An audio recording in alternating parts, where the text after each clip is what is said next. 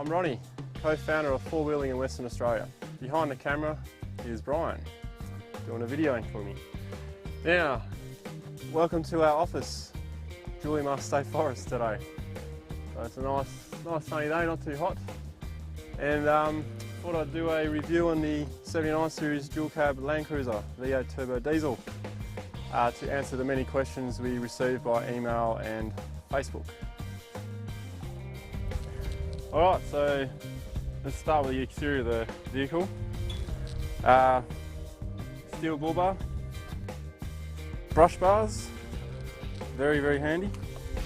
Side steps that are kind of like act like a rock slider as well. And underneath the front here, got a bash plate under here, which links onto the bull bar and covers the radiator, because the radiators are quite exposed in the 79 series, well any 70 series really, with or without bull bar. Now moving on to what's on the bull bar, well, I've got my FM aerial. I've got that because you get this aerial whip with it, and you can kind of guess what's going to happen. First bush he hits, it's going to snap it off, so it's disengaged, so it stays down. Because even when you turn the radio off, it'll still come up to here. So, you know, you still knock it off. So, back to the front here. UHF aerial, 6 dB. Alright, to the winch. It's £9,500, and I've decided to go with the rope. I had a cable in a previous vehicle before, and I had just some problems with the cable. But yeah, the rope, pretty solid rope. And the other reason why I go rope is, yeah, I'd rather be red-faced with a red mark across me than be cut in half with a wire. So. Spotties, they're just 170s. So they're just pencil beams, they're not very powerful, but they do the job. I don't really need any massive spotties. On the top there you can see a light bar. Got some rock lights. I haven't had a chance to use them yet, but I had them on the previous vehicle, which was a Hilux, and they worked a treat on that. Got a Tracklander roof rack. Alloy, very light. I think it's 13 or 20 kilos in weight, so really light, really pretty handy. Got the shovel up there, short handle shovel. I've got some match tracks up here. Onto the snorkel. And now on the standard snorkel, you get a big golf tee, and it kind of, you can hear it just sucking air, so you can tell it's sort of starving on air. Put a ram head on, and you actually gain 4 to 5 horsepower, so which has been proven on the dyno tune. For tyres, I have the Nitto trail grapplers. They're mud terrain, very aggressive, as you can see. Very good. Only had them for 6,000 k's. They've done, in those 5,000, 6,000 k's, they've done a fair bit of off-road and stuff, so they handle well, even in sand. No big bogging issues, nothing there. With the rims, they're a Sunraisers, and on the front I have a 0 offset, on the rear I have a negative 55, but we'll get to that one in a sec. And as you can probably notice, the 70 series cruisers have manual hubs, obviously same tyre, all around, but you can tell that this rim is right in. Now on the 70 series cruisers, on all of them, the wheel track is 50mm in on each side, so overall your wheel track is in 100mm compared to the front. So going up sand dunes and through sand ruts, you can kind of get a little bit of fishtailing happening, which isn't really an issue. The power that these vehicles generate make up for that problem you might have in the sand, but I've decided to correct it. Rather than putting wheel spacers on, I've gone on a different offset rim, because I don't really like the idea of wheel spacers and having less spread and whatnot. Suspension is EFS.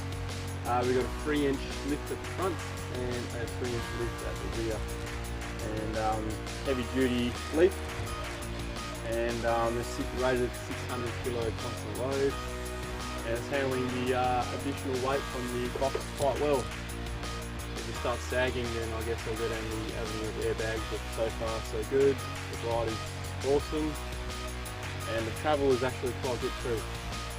But you need some weight on the back to get the wheel travel, otherwise it's just too stiff and drives a bit hard. So because I have the two different offsets on the tyres, on the back here you can see a negative 55 offset tyre, and if you come around this way, there's a 0 offset. You probably can't see it from the angle, but that is a 0 offset rim in there. Can't put a negative 55 on the front, you're just going to have all kinds of rubbing issues and that, so I have to carry 2, but that's alright. I rotate them every 5,000, so they're going to keep their life. Now, I'm not going to go into the setup in here because it's a work in progress and a few partition walls need to be moved around a bit. I'm not entirely happy with how it is at the moment. Okay, under the bonnet.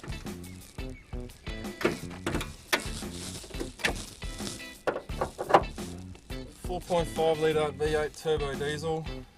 I absolutely love it. Love the sound, love the power. It's awesome. Okay, so what I have added on here is there's a second battery back there. Here I have a oil catch can. My exhaust that's on here is actually a 3-inch Manta. There is a second diesel filter because I just don't trust diesel in a lot of places. In the airbox is a K&N air filter, and apart from the battery charger that's here, it's fairly kept stock, and I'm happy with the power. Even putting 35s on there, the power's excellent. Alright, interior wise, with the 79 series Landcruiser, you get power windows, which I think you get with every car these days. Air conditioning, as you can see, it all looks like the older models and that. I've kept it looking pretty much the same. But what you do have here is the lockers, front and rear locker. Great addition, saves you from having to spend extra money on that later. But as far as that goes, there's not a lot else in here. You don't get electric seats or anything like that. It's all fairly bulk standard. I guess that's what makes these vehicles really reliable too. There's nothing really to go wrong with them. And they're sort of made more for the mining and for the agricultural sort of sectors. And what I have added to it though is over here added a boost gauge and a pyro gauge. Just keep an eye on the exhaust temperature, kind of a pre-warning because the exhaust always gets hotter before the engine does.